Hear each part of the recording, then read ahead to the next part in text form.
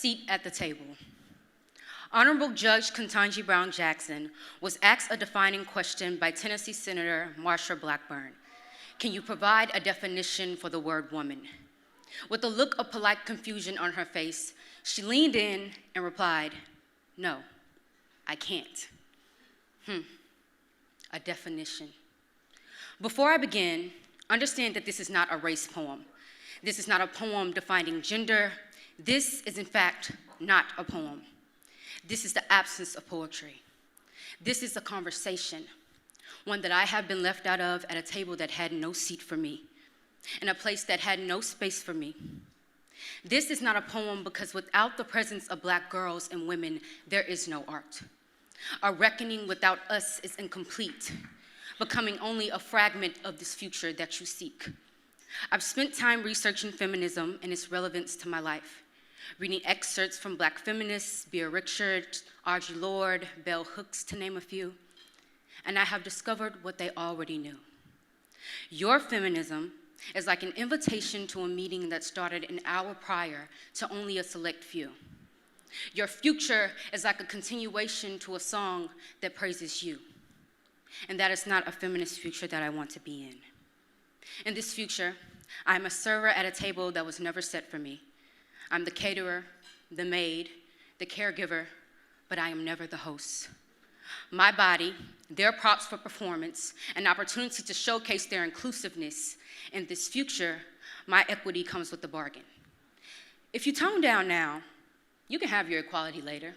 You can't talk about how hard it is being Black and a woman. Choose. But in my present, I am Black before I am woman. When I think of a feminist future, I immediately think of the future that my ancestors deserved. One they moved mountains for, as they hear the longing in my prayers. One that was not painted in the colors of their reality. One that remained in the beautiful minds of the women that birthed me. But when I think of feminism, I do not see a girl whose skin is as rich as the soil that flowers bloom. I do not see my mother, the first home I ever knew.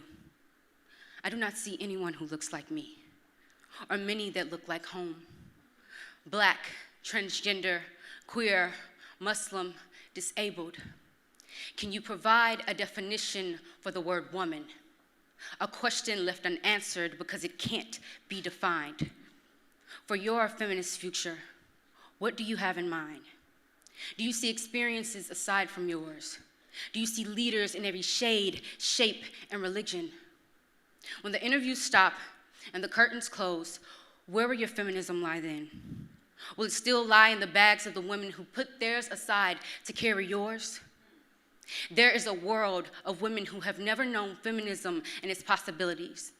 And while the only knowledge of it lies in the possibility of reintroduction, reconstruction is still there. Feminism is teaching, listening, then creating. Feminism is knowing that the word woman has an infinite meaning. The girl who bows in praise to Allah. The girl who must take the ramp instead of the stairs. The girl whose heart and soul declared her girl before her body did. Feminism is me, standing here, reading this poem. My voice carries weight like the shoulders of the women before me who have been taught for generations that their sole purpose in life is to be servants to men.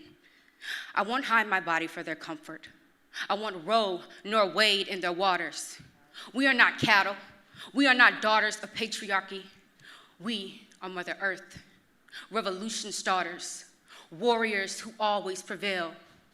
It is time that we are seated at a table where freedom no longer has one face. It drinks from the same cup, eats from the same plate. Feminism belongs to whoever chooses it. It is time to build a new table where no one has to be seated because everyone is already here. Thank you.